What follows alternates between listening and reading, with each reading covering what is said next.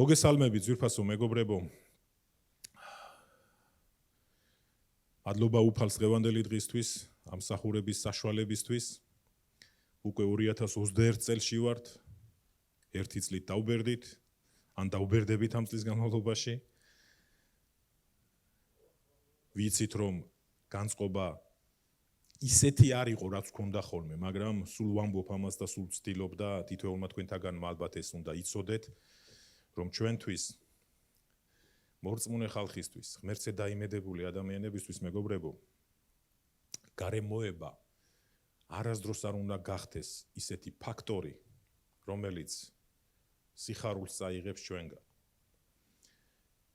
ჩვენ გვაქვს ამის ძალაუფლება, რომ სიხარული, რომელიც ღმერთმა მოგცა, იმედი, რომელიც ღმერთმა მოგცა, ჩავეჭიდოთ ამას და ვერაფერმა და ვერავინ ვერ წაგვართვას სინამდვილეში. ქვეყნიერება ეს არ იცის. ქვეყნიერება ყოველთვის არის დამოკიდებული გარემოებაზე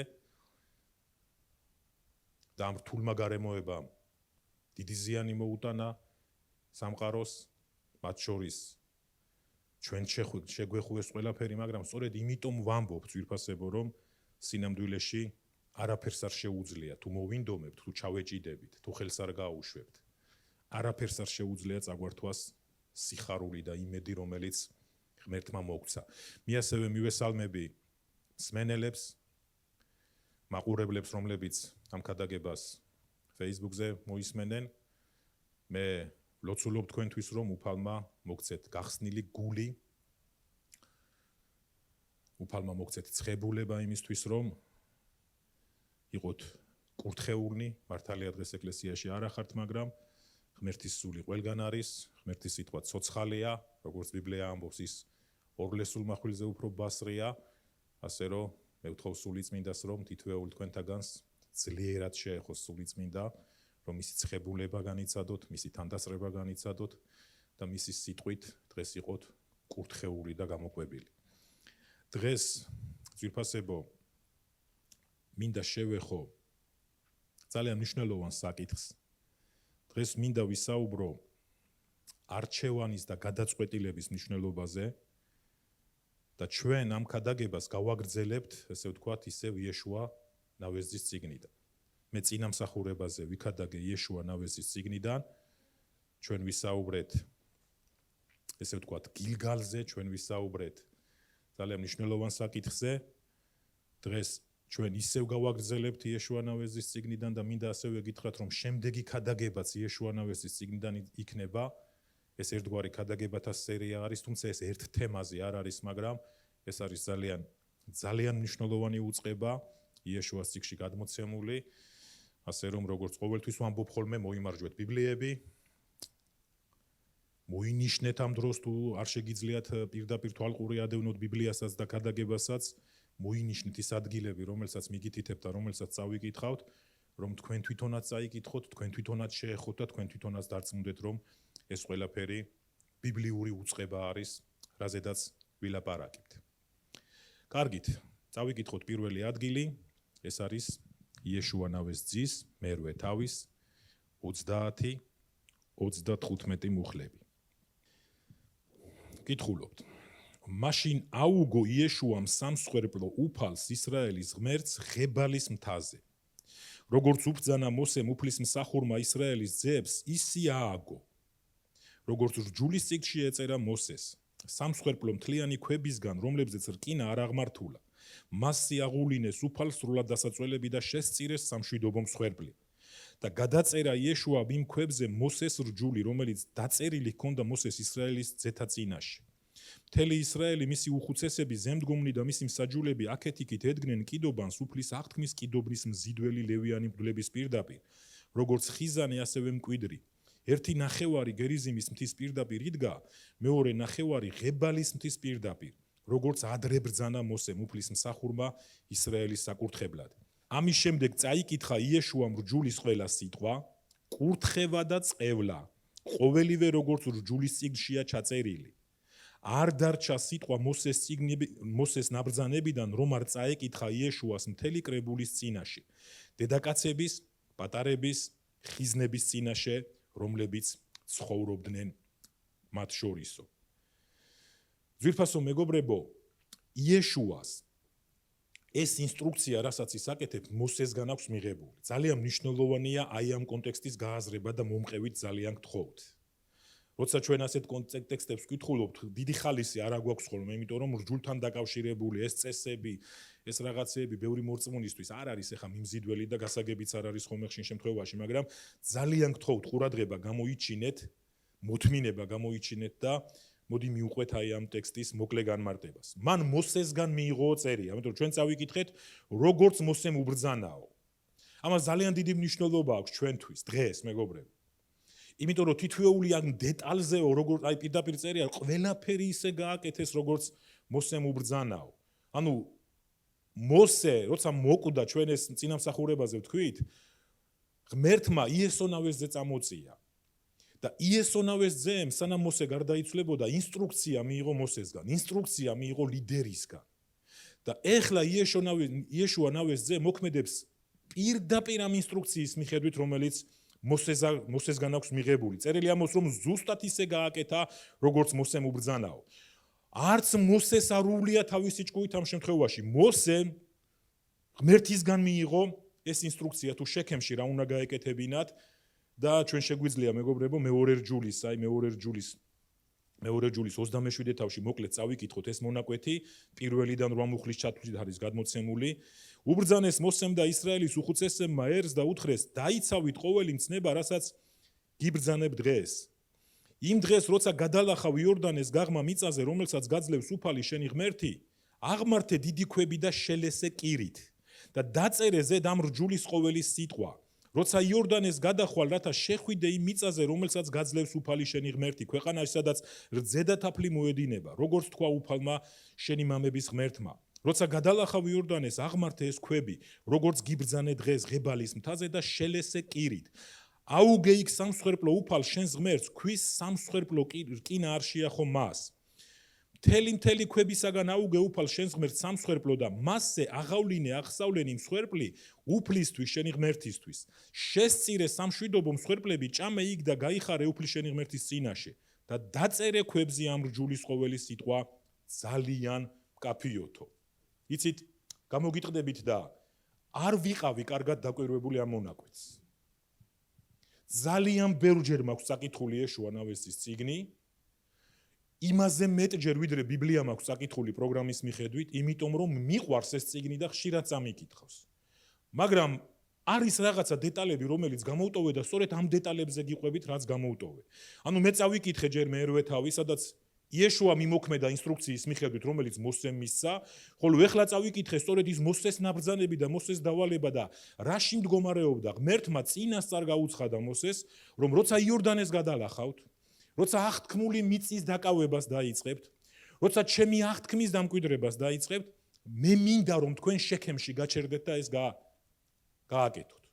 წინამსახურება ვისაც გახსოვთ, ვისაც მოისმინეთ მეგობრებო, მე ვილაპარაკე ადგილების მნიშვნელობაზე და ვთქვი, გილგალში იყო დაბალაკებული ისრაელი, გილგალი ნიშნავს გადაგორებას, მოშორებას და სწორედ იქ აღასრულა ღმერთმა ახალი თაობის წინადაცვეთა, გადააგორა მათი სირცხვილი და მათ სულილებებს ჩაუყარა საფუძველი.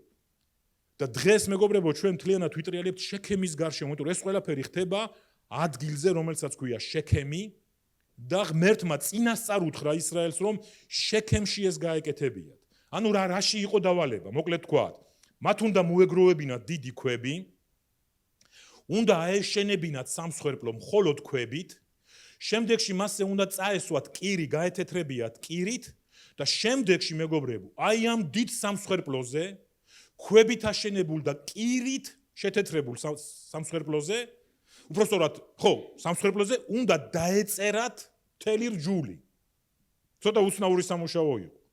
რჯული, რომელიც პატარა არ იყო მოცულობით.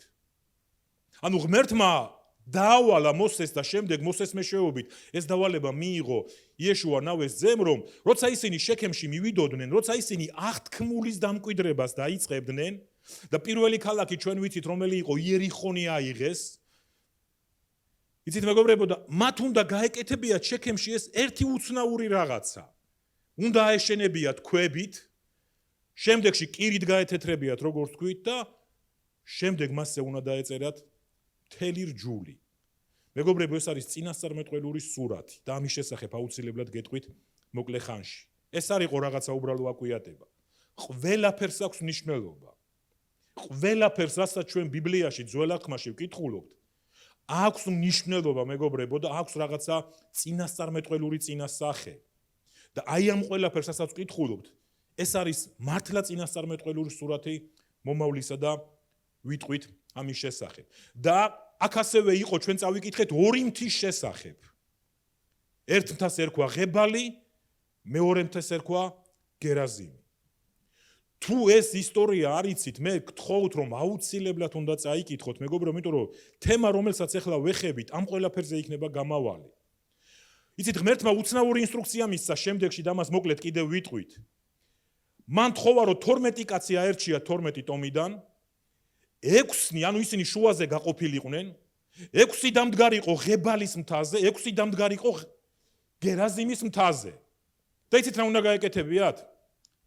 თუ ეს გაქვთ საკითხული, ნაცნობი იქნება, მაგრამ თუ ეს ისტორია არ იცით, ქრისტიანებო, ძალიან გთხოვთ, აუცილებლად უნდა წაიკითხოთ. ამ 6 კაცს მთელი ისრაელის საზოგადოების ნახევართან ერთად ღებალის მთაზე უნდა წარმოეთქვა წყევლის სიტყვები, ხოლო შემდეგ 6 კაცს ანუ ისრაელის ნახევარ საზოგადოებასთან ერთად უნდა წარმოეთქვათ კურთხევის სიტყვები, საჯაროდ, ხმამაღლა და ეს გადმოცემულია ამ მონაკვეთებში, ბიბლიაში. ჩემთვის ცოტა გაუგებარია როგორ ხდებოდა ეს, არ ვიცი, აი თითქოს ფეხბურთის ფანები რო აიღოთ, ერთი ერთ სახელს რო გაყვირის, მეორე სახელს და ეს ორი მთა, მეგობრებო, გეოგრაფიულად ერთმანეთის მოპირდაპირე დგას ახლო და შუა არის ვაკობი. და იცით როგორ არის, როგორ ამფითეატრს გავს მკვლევარები ამბობენ. ეს ორი სიმაღლე და შუაში არის ვაკე და თითქოს ამფითეატრია, ხმა ისე ხმოვანდება, რომ აი როგორც მკვლევარები ამბობენ, როცა ამ მთიდან რაღაცას ამბობს ადამიანი, დიდზე ისმის, ისეთი ამფითეატრივით არისო ბუნებრივი პირობა შექმნილი. და შემთხვევითი არ იყო, რომ საზოგადოებას უნდა მოესმინა, აქ იყო რამდენიმე 100,000 და არ ვიცი, მილიონობით ადამიანი შეკრებილი, როგორც ბიბლია ამბობს, ალბათ მინიმუმ 3 მილიონი მკვლევარები ამბობენ. ეხლა დაუკვირდით. 6 კაცი წარმოთქვავდა წყევლას და თვითონ კი არ წარმოთქვავდა, ეს ღმერთის რჯულში ჩაწერილი იყო. და ეს იყო სწორედ ჩვენ 27-ე, 22-ე, 33 თავებს მოკლედ შევეხებით ძალიან, იმ იმედით, რომ თქვენ ამას წაიკითხავთ თვითონ შეეხებით და თვითონ აღმოვაჩენთ. ანუ ის ცნობილი ტექსტები 22-ე, 33 თავში გადმოცემული, თუ ჩემ სიტყვაში დარჩები, თუ ჩემ სიტყვას შეისმენ, იქნები კურთხეული, მაგრამ ასე ერთი სიტყვით კი არ იყო გადმოცემული, ასე ერთი სიტყვით კი არ კითხულობდნენ ამ ღებალის და გერაზიმის მთაზე. არა, იქ იყო კონკრეტულად ჩამოთვლილი, რომ კურთხეული იქნები ამაში, კურთხეული იქნები ამაში, ხოლო როცა წყევლას წარმოთქვავდა 6 ადამიანი ნახევარ ისრაელთან ერთად, ისინი ამბობდნენ, ეს წყევლა მოვა, წყეული მციყოს და ყველანი საჯაროდ და ხმამაღლა ყველა ამ ფრაზის გასროლების შემდეგ ამბობდნენ ამენ, ამენ, ამენ. ცოტა უცნაური სურათი იქნებოდა, გაიაზრეთ. მაგრამ რატომ კეთდება ეს ყველაფერი ძვირფასება? მე ვთქვი, ეს არის წინასწარმეტყველური სურათი რაღაცისა. ღმერთმა ძვირფასებო, წინასწარ იცოდა, რომ ისრაელი ვერ შეძლებდა რჯულის დაცვას. მე არ მინდა ახლა ამ პოლემიკაში შევიდე. არ მინდა, იმიტომ რომ ეს იქნება ძალიან ტყუილი წყლის ნახვა. ვიცი რომ გაყოფილი ამის შესახებ აზრები. როცა ვამბობთ ამას, რომ ღმერთმა წინასწარ იცოდა, ადამიანები ხანდახან იბნევიან, თუ წინასწარ იცოდა, მაშინ როგორ გამოდის? ანდა თუ წინასწარ იცოდა, რჯულს ვერ დაიცავდნენ, მაშინ რჯული რატომ მიცა? მაგრამ ბიბლია ლაპარაკობს, რომ ღმერთმა, ბიბლიაში ეს ჩანს, რომ ღმერთმა ეს ძალიან კარგად იცის, რომ ისრაელი ვერასოდეს ვერ შეძლებდა რჯულის დაცვას. და ამიტომ დაუკვირდით, მეგობრებო, რა არის აქ წინასწარმეტყველური სურათი? ნახეთ, რჯულის სიტყვებია გარშემო და ღმერთი ეუნება. აი ამ ქვების შუაში მინდა სამსხვერპლო ააშენო. იქ შეწირო სამშვიდობო მსხვერპლი. ჩვენ ვიცით დაახლოებით სამსხვერპლოს ფუნქცია ძველ აღთქმაში. ადამიანებს მსხვერპლი მიქონდათ და როცა მსხვერპლი სწორი იყო, ყოველთვის მოდიოდა ღმერთის დიდება. ყოველთვის მოდიოდა ღმერთის ცეცხლი. დაუკვირდით. ეს რა განაცხადი იყო? იცოდა რა ღმერთმა, რომ მისი ხალხი რჯულის დაცვას და შესრულებას ვერ შეძლებდა, ამით იცით ღმერთი რას ეუბნებოდა, შუაგულში ააშენეს სამსხვერპლო, იმას ნიშნავს, რომ მე თვითონ მოვალ და მე თვითონ აღვასრულებ ამ ყველაფერს. ჩვენ ვიცით რომ ქრისტე როცა მოვიდა მეგობრებო, რჯულის ყველა მოთხოვნა შეასრულა მან. ქრისტე როცა მოვიდა, მან რჯულის ყველა მოთხოვნა შეასრულა. მისი ჯვარცმით სიკვდილიც კი რჯულის მოთხოვნათა შესრულების გვირგვინი იყო. ეს არის სწორედ წინასწარმეტყველური სურათი, ეს სამსხვერპლო მეგობრებო, აი ამ რჯულის შუაში, აი ამ ქვების შუაში აშენებული სამსხვერპლო არის სწორედ წინასწარმეტყველური სურათი იესო ქრისტეს ჯვრისა. იესო ქრისტეს ჯვარზე აღსრულებული მსხვერპლისა. რომ არა იესო ქრისტე ვერავინ ვერ შეძლებდა რჯულით წესებით გამართლებას. რომ არა იესო ქრისტე მეგობრებო და მისი ჯვარზე სიკვდილი ადამიანებს შანსი არ გვექნებოდა, იმიტომ რომ რჯულის შემსრულებელი იცოცხლებდა, მაგრამ ღმერთმა წინასწარვე იცოდა რომ რჯულის შესრულებას ადამიანები უბრალოდ ვერ შეძლებდნენ. რატომ ისა? ძალიან მარტივი პასუხია. იმიტომ რომ ეძებნათ გამოსავალი რწმენით. იმიტომ რომ რჯულს ადამიანი უნდა მოექცია ცოდვაში, რჯულს უნდა დაენახვებია ადამიანისთვის, რომ ის არის ცოდვილი, ის არის დაკარგული და ეძებნა მხსნელი, ეძებნა გამოსავალი. ეს მეგობრებო, ეს შეთეთრება, ამაზედაც მინდა ორივე სიტყვა ვთქვა, ნახეთ, კირით შეათეთრეს და რჯული დააწერეს. ძალიან ძლიერი წინასწარმეტყველური სურათია. იცით, რელიგია მე არაერთხელ მithქვავს ეკლესიაში რელიგიის შესახებ. როცა ქრისტიანობას რელიგიას ეძახიან, პროტესტი მაქვს ყოველთვის. ყოველთვის მაქვს პროტესტი, იმიტომ რომ არ მიმაჩნია, რომ ქრისტიანობა, ცოცხალი ქრისტიანობა რელიგია არის. რელიგია, გახსოვთ იესომ რა უწოდა ფარისევლებს? შეგიძლიათ მიკარნახოთ? შეთეთრებული სამარხები, გარედან შეთეთრებული სამარხები უწოდა, რომლებიც შიგნით სინამდვილეში ძვლებით არიანო სავსე, მან თქვა თქვენ ხართ თეთრად შეფეთქილი, თეთრად შელესილი სამარხები. და ის არაფერია, ეს სხვა არაფერია თუ არა რელიგია. რელიგიას აქვს უამრავი ჩამონათვალი. რა არ შეიძლება და რელიგია ცდილობს გარედან შეცვალოს ადამიანი. კარგად მომისმინეთ. რელიგიის დანიშნულება არის გარეგნულად შეცვალოს ადამიანი მთელი ეს წესები და მათ შორის რჯულის უამრავი წესი მომართული იყო რისთვის? გარედან შეეცვალა ადამიანი. გარეგნულად შეეცვალა ადამიანი და მერე იქნებ ადამიანი შინაგანათაც შეცვლილიყო. მაგრამ ჩვენ ვიცით, რომ არასოდეს, მეგობრებო, გარედან შეუძლებელია ადამიანი შეიცვალოს გარედან შიგნით. ანუ ჯერ გარეგნულად შეიცვალოს რაღაცაში და მერე მისი შინაგანი გარდაიქმნას. ღმერთი როგორ მოქმედებს? ღმერთი იწყებს ადამიანის გულის შეცვლას და ძალიან ნელა და ძალიან ნაბიჯ შემდეგში ეს შინაგანი ცვლილება რაში უნდა გამოიხატოს? გარეგნულში. ხვდებით განსხვავებას? რჯული ცდილობდა ადამიანის გარედან შიგნით შეცვლას. რომ გარეგნული რაღაცა წესების დაცვით, იმ უამრავი რიტუალით ადამიანი შეიცვლებოდა. მაგრამ ეს არის შეუძლებელი. ღმერთი როგორ მოქმედებს? ღმერთი ცდილობს, ღმერთს სურს ადამიანის გულიდან დაიწყოს, ადამიანის შინაგანიდან დაიწყოს, შეიცვლება რა მისი გული. ნელა, ეს არის რთული და ხანგრძლივი პროცესი. მაგრამ ღმერთს სურს, რომ შეიცვლება რა ადამიანის შინაგანი, ეს შინაგანი ცვლილება უნდა გამოიხატოს გარეგნულად. გესმით? დიდება უფალს ამისთვის. ხოლო ეს შეთეთრება, რომელზეც ვთქვით, ეს არის სწორედ რელიგიის სურათი. ის გარედან ცდილობს განწმინდოს, როგორც ვთქვით, და ელოდება შინაგანის როდის განიწმინდება. სინამდვილეში ადამიანის შინაგანი გარეგნული ქმედებით არასოდეს არ იცვლება. და როგორც ვთქვით, ღმერთი ჩვენს გულებს ცვლის, ძალიან ნელა და ეს შინაგანი ცვლილება გარეგნულადაც წარმოჩინდება. შექემში აგებული ეს სამსხვერპლო არის მეგობრებო ჯვრის წინასწარმეტყველური სურათი. სამსხვერპლო ამ შეთეთრებულ ქვებს შორის არის აღმართული შუაში. ამით ღმერთი ამბობდა ასეთ განათხადს, მე ჩავდგები მათ შორის. მე ჩავდგები თქვენ უძლურებას შორის. მე დავაკმაყოფილებ ამას, რადგან მხოლოდ მე შემიძლია დაკმაყოფილება რჯულის მოთხოვნებისაო. მოდი უცებ კოლასელთა მეორე თავი წავიკითხოთ. კოლასელთა მეორე თავში პავლე მოციქული სწორედ ამ თემას ეხება, ამ წინასწარმეტყველურ, ის არ ახსენებს, არ შექემს, მაგრამ ნახეთ ეს სიტყვები, რომელიც პავლემ კოლასელებს მისწერა მეორე თავში, 13-14 მუხლები. თქვენ და თქვენც მკვდრები რომ იყავით, დანაშაულთა და თქვენი ხორცით წინადაუცვეთელობაში გაგაცოცხლად მასთან ერთად და მოგვიტევა ყველა შეწოდება გააუქმა ჩვენს წინააღმდეგ მომართული დებულებათა ხელწერილი აიღო იგი შუაგულიდან და ჯვარს მიამშვალაო დიდება უფალს ამ დიდებული გამოცხადებისთვის ანუ პავლე მეგობრებო სწორედ ამას გულისხმობდა როცა ის წერდა სწორედ აი ამ ჯვრის სურათს ეწერდა ის იმ წინასწარმეტყველულზე რაც ძველ აღთქმაში იყო გადმოცემული რომ ღმერთმა ჩვენს დანაშაულთა და მარცხთა შუაში ჯვარი აღამაღლა იესოს სისხლი არის სწორედ იქ კურთხევა და სიცოცხლე არის სწორედ იმ ადგილზე ამიტომ არა აქვს მნიშვნელობა რა ჩაგიდენია ძალიან ბევრი ადამიანი როგორც მსახური მეგობრებო ჩემთან ბევრ ადამიანს უთქვავს წლების განმავლობაში ჩემი მსახურების პრაქტიკიდან 28 წელია დაახლოებით მსახურებაში ვარ და ბევრი ადამიანი სახელებით შემიძლია გავიხსენო მაგრამ აქ არა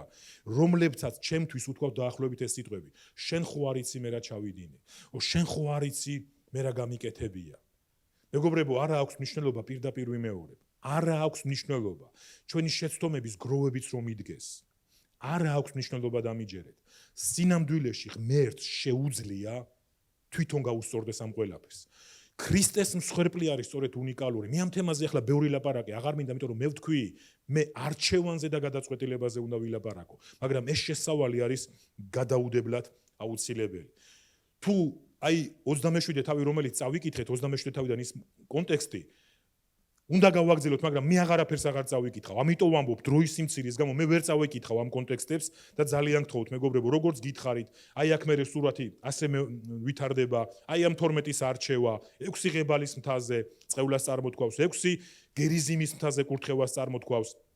შემდეგში 22 და 39 თავებში არის ის კონკრეტიკა გადმოცემული კურთხევისა, წევლისა, რა სფეროებს შეეხება კურთხევა, რა სფეროებზე მოდის ეს წევლა და ასე შემდეგ.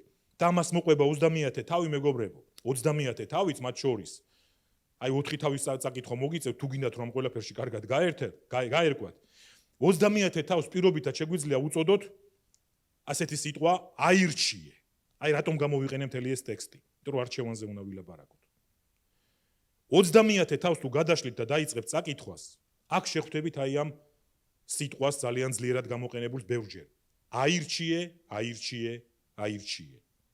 და ჩვენ ერთ წავიკითხავთ მხოლოდ ეს არის 19 მუხლი 30 თავისა მეორე რჯულის 30 თავის 19 მუხლი მოწმედ მოუხმობ დღეს ცას და მიწას რომ სიცოცხლე და სიკვდილი კურთხევა და წევლა დაგიდე წინ აირჩიე სიცოცხლე ეუნება ღმერთი შეხედეთ თავის ხალხს მისგან ამორჩეულ მორწმუნე საზოგადოებას ღმერთი ეუბნება რომ მე დღეს სიცოცხლე და სიკვდილი და კურთხევა და წევლა დაგიდე წინ. მეგობრებო, ძალიან გთხოვთ გადართეთ თქვენი გონება ძლიერად. იმიტომ რომ უამრავ ქრისტიანს მსოფლიოში ჰქონდა აქვს და ექნება გულუბრყვილო წარმოდგენა. ბევრ ადამიანს წარმოდგენა არ აქვს, იცით, ბევრისთვის ეს იმდენად ძველმოდურია. მე გარკვეულად რისკავ, როცა ახლა ამ თემას ვეხები. როცა სადღაცა წევლასაც ვახსენებ. იმიტომ რომ ძალიან ბევრი ადამიანი ორიენტირებულია მხოლოდ რაღაც კურთხევაზე, მაგრამ ნახეთ რას ამბობს ბიბლია. ღმერთმა თვითონ თქვა, თავის საზოგადოებას უთხრა, მე დავდევი შენს წინაშე სიკვდილი და სიცოცხლე. რატომ ღმერთო? მხოლოდ სიცოცხლე დაგედო. მე დავდე შენს წინაშე კურთხევა და წევლა. რატომ ღმერთო? მხოლოდ კურთხევა დაგედო. მაგრამ ღმერთი ამბობს, მე დავდე ეს შენს წინაშე, მაგრამ ის ასრულებს ასე. ამოირჩიე სიცოცხლე. ამოირჩიე კურთხევა. და იცით მეგობრებო, შექემი ეს არის სწორედ არჩევანის ადგილი. შექემი ეს არის გადაწყვეტილების მიღების ადგილი. მკვლევარები ამბობენ, მე არ ყოფილვარ იქ. არ მქონდა ეს ბედნიერება, თუმცა ისრაელში ვიყავი, მაგრამ ბიბლიის მკვლევარები ამბობენ, რომ ღებალის მთა, სადაც წევლა წარმოითქვა, დღესაც უნდა ყოფულა. ალბათ ასოციაცია რო გქონდეს. ხოლო გერიზიმის მთა, იქვე მყოფი გერიზიმის მთა, რომლიდანაც წარმოითქვა კურთხევა, ამწვანებული და აყვავებულია მუდმივად. შეხედეთ სიმბოლოს. ღმერთმა ამით რაღაცა გვაჩვენა, მეგობრებო. ეს ორი მთა გვერდ დგას. ერთი მთიდან, საიდანაც კურთხევა წარმოითქვა, აყვავებულია. ხოლო მთა, რომლიდანაც წარმოითქვა, წყევლა საერთოდ უნაყოფოა და ხრიოკი. რომ ჩვენ შევძლოთ კონტრასტის დანახვა ძვირფასებო. რომ ჩვენ შევძლოთ გავერკვეთ ამ ღმერთის დიდებულ სურათში. რატომ ხდება ასე რომ ღმერთმა სიცოცხლე და სიკვდილი დადო ჩვენს წინაშე? რატომ ხდება ასე რომ ღმერთმა კურთხევა და წყევლა დადო ჩვენს წინაშე? მაგრამ ის გვეუბნება, მე მინდა რომ სიცოცხლეს მისცე ხმა, მე მინდა რომ სიცოცხლე აირჩიო, მე მინდა რომ კურთხევა აირჩიო. რა ვსწავლობთ აქედან დღეს მეგობრებო? რა არის ეს ჩვენთვის დღეს? რომ არჩევანი ჩვენზეა. ყველა შემთხვევაში არჩევანს აკეთებს ადამიანი. ამაზე ღრმად უნდა ვილაპარაკო. მაგრამ ერთ რაღაცას მიუბრუნდები ისევ იეშუა ნავიზის ცხოვრებიდან. როცა იეშუა დაბერდა, და როცა სიკვდილი მიუახლოვდა, მან სიტყვით მიმართა ისევ მთელ ისრაელს. და იცით რა გააკეთა? ისევ შექემში დააბრუნა ხალხი. ამ დროს ისრაელი შექემში კი არ იყო. მაგრამ იეშუა ნავეს ძემ სიკვდილის წინ წარმოთქვი ერთი ძლიერი სიტყვა, რომელსაც ახლა წაგიკითხავთ. და ეს სიტყვა მოსმენილი გექნებათ აუცილებლად დარწმუნებული. და მან იცით რა ქნა? ნახეთ ამ ადგილების სიმბოლოებს, ამ ხელამნიშნულობას ანიჭებს ღმერთი. ხომ შეეძლო იქეთქვა, სადაც იყო მაშინ? არა, შექემში დაუძახა მთელ ისრაელს. რადგან როგორც ეხან გითხარით, შექემი ეს იყო გადაწყვეტილების ადგილი, შექემში წარმოითქვა წყევლის და კურთხევის სიტყვა. შექემში მისცა ღმერთმა არჩევანის გამოცხადება, უთხრა მე წყევლა და კურთხევა, სიკვდილი და სიცოცხლე დაგიდე. და ებრაელებს ახსოვდათ ეს სიმბოლოები, ებრაელებმა იცოდნენ რა იყო გილგალი, ებრაელებმა იცოდნენ რა მოხდა შექემში. ეს ისტორიას გადაეცემოდა, ეს ბიბლიაშია გადმოცემული. ამიტომ მეგობრებო, ჩვენთვის დღეს იმ ბუყვალურ ადგილებს კი აღარ აქვს მნიშვნელობა, მაგრამ ჩვენთვის ამ წინასწარმეტყველურ სურათს აქვს მნიშვნელობა. რა არის შექემი? ეს არის გადაწყვეტილების ადგილი, ეს არის არჩევანის ადგილი. არჩევანის ველი არის ეს ყველაფერი. და მას უდიდესი მნიშვნელობა აქვს ქრისტიანის ცხოვრებაში, მორწმუნე ადამიანის ცხოვრებაში. თუ რომელ ბილიკზე ივლის ის? კურთხევის ბილიკზე ივლის თუ წყევლის ბილიკზე ივლის? და იცით აქვე იმასაც შევეხები, სანამ ამ მუხტსა ვიკითხავ მეგობრებო, ბევრი შებრკოლებულია ამაზე. უამრავი ადამიანი შებრკოლებულია, კიდევ ბევრი შებრკოლდება. აი ამ შებრკოლების ლოძზე წაიფორხილებს. რატომ წყევლა? თითქოს ღმერთი გვიგზავნის წყევლას, არავითარ შემთხვევაში მეგობრებო, ღმერთი არ გვიგზავნის წყევლას. აბა რა ხდება? ჩვენ ვირჩევთ. ჩვენ მისი ქოლგის მფარველობიდან ხანდახან გამოვდივართ, თვითონ ჩვენი არჩევანის მეშვეობით. თვითონვე ჩვენი არჩევანის მეშვეობით. თორემ ღმერთი სახლში რჩება, ის არსად არ მიდის. მაგრამ ჩვენ გამოვდივართ მისი მფარველობის ქოლგიდან, ჩვენ ვირჩევთ რაღაცას, ჩვენ ვირჩევთ რაღაც ბილიქს. და ქრისტიანებო, მოდი ახლა ამ ფილოსოფიურ ლაპარაკს შევეშვათ და თითოეულ სფეროში გადავიხედოთ. ჩვენ ვირჩევთ მეგობრებო, რას ვილაპარაკებთ? ჩვენ ვირჩევთ, ვაპატიებთ თუ არ ვაპატიებთ, ჩვენ ვირჩევთ, შეურიგდებით თუ არ შეურიგდებით, ჩვენ ვირჩევთ სინამდვილეში, გესმით? ჩვენ ვაკეთებთ ამ არჩევანს, ჩვენ ვიღებთ ამ გადაწყვეტილებას ყოველდღიურ ცხოვრებაში. და ჩემი ამ ქადაგების მიზანი და სურვილი და წყურვილი სწორედ ის არის, რომ ძალიან ბევრი ადამიანი კიდევ ერთხელ დაფიქრდეს, რა გადაწყვეტილებებს იღებს, გადახედოს, რა არჩევანს აკეთებს, რომ ღმერთს აღარ უღერდეს მუშტს მერე, რომ აღარ იყოს შემდეგში მეგობრებო გაბრაზებული, არ ეძებდეს მუდმივად მიზეზებს, ვის დასდოს ბრალი შემდეგში თავის გადაწყვეტილების გამო. ღმერთო მეგონა რომ გიყვარდი, ო ძმაო მეგონა რომ გიყვარდი. გესმით რას ვლაპარაკობ ძვირფასებო? ანუ იეშუა ნავეს ძემ სიკვდილის წინ შეკრიბა ისრაელი ისევ შექემში და უთხრა ეს მარადიული სიტყვა, რომელიც არის გადმოცემული 24 თავის მე-15 მუხლში. როცა ვიტყვი მიხვდებით. დღესვე აირჩიეთ, ნახეთ. მეგობრებო, აი არ მერიდება ხომ ასეთი სიტყვით თქვა, შოკირებული ვიყავი ამ აღმოჩენით.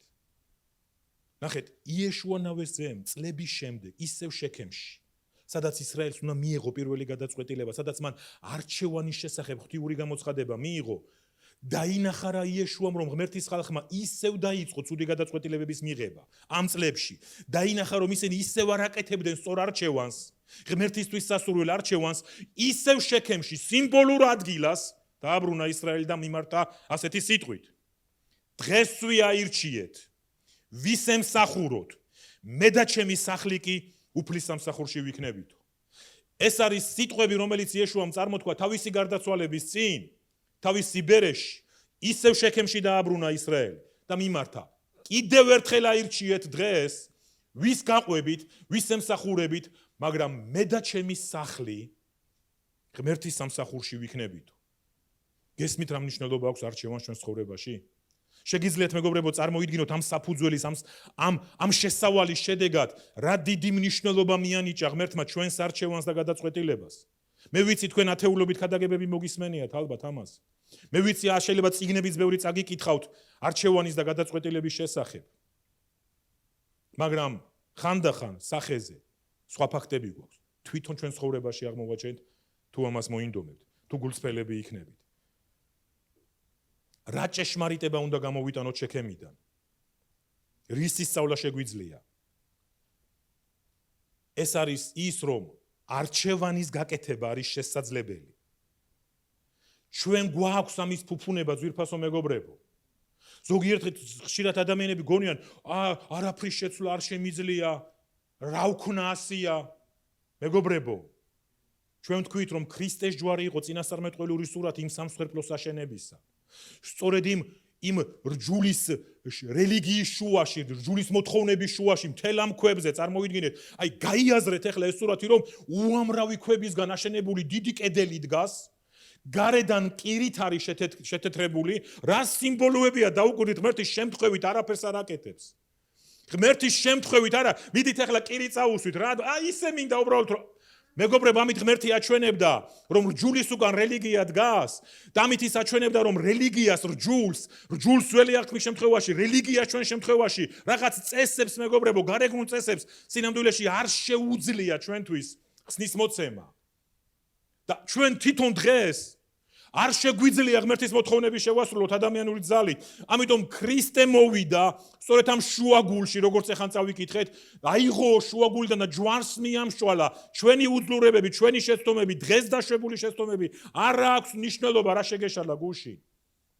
ქრისტეს შეუძლია ამ ყველაფრის მოგვარება. შენი სისუსტეების მოგვარება. ეს არის მთავარი მეგობრებო. მაგრამ არჩევანს ვაკეთებთ ჩვენ, გადაწყვეტილების თავისუფლება გვაქვს ჩვენ. ჩვენ შეგვიძლია ავირჩიოთ კურთხევან წყევლა, სიცოცხლიან სიკვდილი. გალატელების 5:1. გალატელების 5:1 ამბობს, თავისუფლებისთვის გაგვანთავისუფლა ქრისტემ და ნუღარ შეუდგებით მონობის უღელსო. თავისუფლება არა იმისთვის მეგობრებო, ის ვაკეთო რაც მე მინდა. არამედ თავისუფლება იმისთვის ის ვაკეთო, რაც ღმერთმა მითხრა რომ უნდა ვაკეთო. ეს ძალიან მნიშვნელოვანია. თავისუფლებისთვის გაგვანთავისუფლა ქრისტემ და ძალიან ბევრი ქრისტიანი წლების განმავლობაში, საუკუნეების განმავლობაში ბოროტად სარგებლობს ამ თავისუფლებით. თავისუფლებისთვის გაგვანთავისუფლა ქრისტემ, მაგრამ არა იმის საკეთებლად, რაც მე მინდა ვაკეთო ამ თავისუფლებაში, არამედ იმის საკეთებლად, რაც მან მითხრა რომ უნდა ვაკეთო. ეხლა მეგობრებო, დღევანდელობაში არ ვიცი თუ შეძლებთ გადახედოთ ახლა თქვენს ცხოვრებას, პრობლემას. იმიტომ რომ ამ ქადაგების მიზანი ეს არის, დაგვაფიქროს. ეხლა, აი ეხლა. და მე ეხლა ვახსენე ჩემი წინანდელი ქადაგება. და ეს ქადაგებები მეგობრებო იეშუას ნავის წიგნიდან ერთ რაღაცას ემსახურებ, ერთი საერთო მიზანი აქვს, იცით რა? როგორ უნდა შეხვიდე იმაში, რაც ღმერთმა მოგცა? როგორ უნდა დაიწყო იმის დამკვიდრება, რაც ღმერთმა შენთვის განსაზღვრა? ძვირფასებო, ყურადღებით მომისმინეთ. ქრისტიანების დიდი ნაწილი ჩემი გამოცდილებიდან და ჩემი პრაქტიკიდან და მე ჩემი ჩათვლით ყოველთვის ყურადღებას ვამახვილებდით. აი როგორ გითხრათ, იმ თაფლზე და რძეზე, რაღაც კურთხევაზე, რომელიც იქ მოედინებოდა. და ჩვენ ხშირად არ ვფიქრობდით მეგობრებო, რომ მთლიანობაში რა არის ეს, რაც ღმერთმა მომცა, ისი დამკვიდრებაც ჩემი ვალდებულება არის. მხოლოდ ჩემი კეთილდღეობა? მხოლოდ ჩემი სიკეთე? აი ნახეთ რაში არის შეცდომა, როცა გამოტოვებულია ღმერთის დიადი გეგმა, ღმერთის დიადი ჩანაფიქრი, მისი ბედისწერა შენი ცხოვრებისთვის. თუ რისთვის ხარ შექმნილი, თუ რისთვის ხარ გაჩენილი და მთელი აქცენტი გადადიოდა, გადადის და კიდევ გადავა მხოლოდ სიკეთეზე. ღმერთის აღთქმები. კი, ღმერთის აღთქმები სასიკეთოა. კი, ღმერთის განზრახვანი სასიკეთოა. მეგობრებო, მაგრამ ის არ გადის მხოლოდ ჩემს სიკეთეზე, მხოლოდ შენ სიკეთეზე. ღმერთის დიადი გეგმების დანახვა არის აუცილებელი. ღმერთის დიდი ჩანაფიქრის დანახვა და შენ ცხოვრებაშია ამის დანახვა აუცილებელი. ჩვენ ბიბლიამ გვიწოდა სასუფევლის ძეები და ასულები, მეგობრებო. დაუკვირდით ამ სიტყვის მნიშვნელობას, ჩემს ტვინს ბურღავს და აფეთქებს ეს ყველაფერი, სამეფოს ზედაასული. სამეფოს ზედაასული გვიწოდა ბიბლია. და რას ნიშნავს ეს? იქ კი არ გვიწოდა, როცა იქ მივალთ მის სამეფოში. აქ, როცა ეხლა ამ მიწაზე ვცხოვრობთ, ღმერთმა გვიწოდა სამეფოს ზეები და ასულები. და იცით ერთგან კიდევ მათ ესახარებაში, იცით რა წერია ძვირფასებო? რომ მან იგავი მოიყვანა, რომ გამოვიდაო კაციო და კეთილი თესლი დათესაო და ღამითო ბოროტი კაცი გამოვიდაო, გახსოვთ? და მანო ცუდი თესლი დათესაო და ორივენი ერთად აღმოცენდაო, მოწაფეებმა ვერ გაიგეს და შემდეგი კითხვა დაუსვეს, უფალო აგვიხსენიეს იგავი და იესომ ასე ახსნა. თესველიო ძეკაცისა არისო და კეთილი თესლიო სამეფოს ძეები და ასულები არიან. ხედავთ? მან მეგობრებო აიღო და დაგვთესა ამ დროში. ის რომ სამეფოს ძე და ასული ხარ, ნახეთ, ხანდახან გააზრება, იქ რომ მივალთ ალბათ ძე და ასული, იმიტომ რომ ღმერთის შვილები ვართ. არა. იესომ თქვა გამოვიდა ძეკაცისა დასათესად. და ქვეყნიერება არისო, ანუ ეს მიწაო ქვეყნიერება არისო. შეხედეთ, აიღო მან თესლი, რომელსაც უწოდა თავისი ძეები და ასულები, სამეფოს ძეები და ასულები და თესავს და მე ვკითხულობთ, რომ ეს თესლი უნდა აღმოცენდეს და იმად უნდა იქცეს, რისთვისაც იყო დათესილი. რისთვის იყო დათესილი? დუგვის მარცვალზე მე სხვა იგავში გახსოვთ ესომ რა თქვა? ის აღმოცენდება, ის პატარა და უმნიშვნელოა, როგორც ჩვენ, მაგრამ როცა იმას ღმერთი თესავს, მასში არის პოტენციალი ჩადებული, გესმით? როცა ღმერთი თესავს, როცა ღმერთი გთესავს, როგორც მისი სამეფოს ძეს დაასულს გისვრის სადღაც, დაუკვირდით. მასში არის ღვთის პოტენციალი ჩადებული და ღმერთი ამბობს, როცა ის აღმოცენდება, თუმცა პატარა არის, თუმცა უმნიშვნელოა, თუმცა უძლურია, მაგრამ ჩემი ხელიდან დათესილი, სწორ ნიადაგში დათესილი, მე უზრუნველყოფ, რომ ის აღმოცენდება და მის ჭდილქვეშ ხედ გადაიქცევა და მის ჭდილქვეშ ფრინველები დაიბუდებენ. მეგობრებო, ამ კონტექსტში შემიძლია ერთი რაღაცა გითხრათ. იოსებზე როცა ვლაპარაკობთ ხოლმე. აი ამ პრინციპიდან გამომდინარე, ღმერთმა აიღო იოსები და ეგვიპტეში ისროლა. გესმით? და იოსები ამას ვერ ხვდებოდა. მაგრამ დადგა მომენტი, როცა ამ ყველაფერს თვალი გაუსწორა, მიხვდა, როგორ შეიცვალა იოსების ცხოვრება მის შემდეგ.